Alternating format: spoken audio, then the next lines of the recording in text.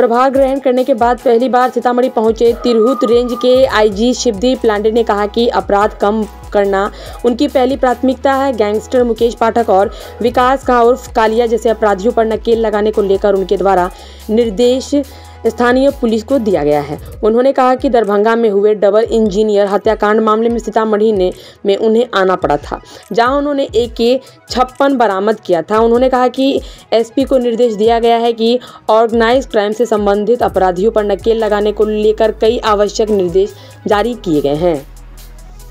इसलिए जो लूट की संख्या है उस संख्या में इजाफा दिखता है, लेकिन सारे केसेस यहाँ पे डिटेक्ट हो चुके हैं, एक अच्छी बात है।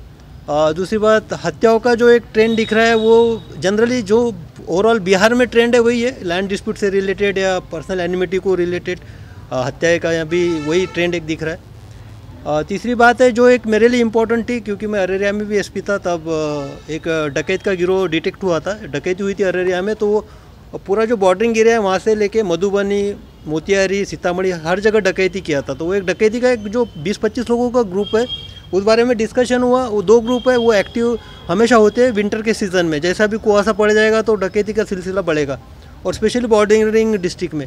तो उस बारे में भी अलर्ट है और स्पेशल उसके लिए गश्ती का भी बुलाया गया है, और जो आसूचना संकलन है उसके बारे में डिस्कशन हुआ है।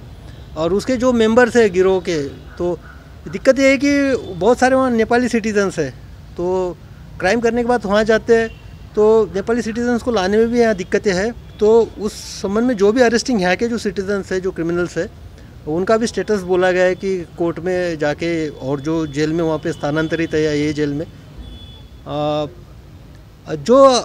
मेरे लिए मुझे जो लगता है कि पुलिस महानिरीक्षक के तौर पे जो मेरे लिए लगता है कि एक ऑर्गेनाइज टाइप से यहाँ पे देखना चाहिए क्राइम के पर्सपेक्टिव, वो है विकास झा का जो ग्रुप है जो एक्सटॉर्शन से रिलेटेड एक्टिविटीज़ करता है। तो उस पर स्पेशली मॉनिटरिंग के लिए मैंने पर्सनली बोला है कि विशाल जो है, विशाल और उससे संबंधित एसोसिएट जो कि अभी बाहर में है, हाँ, तो उनकी अरेस्टिंग के लिए बोला है कि ज़्यादा से ज़्यादा प्रयत्न किया जाए।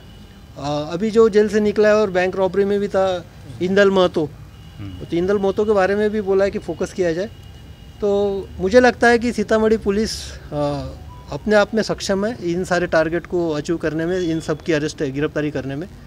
और मैं शुभकामनाएं देता हूं कि इनका लास्ट ईयर का परफॉर्मेंस अच्छा रहा है जब से ये आए यहाँ पे, आगे भी ये सिलसिला जारी रहेगा।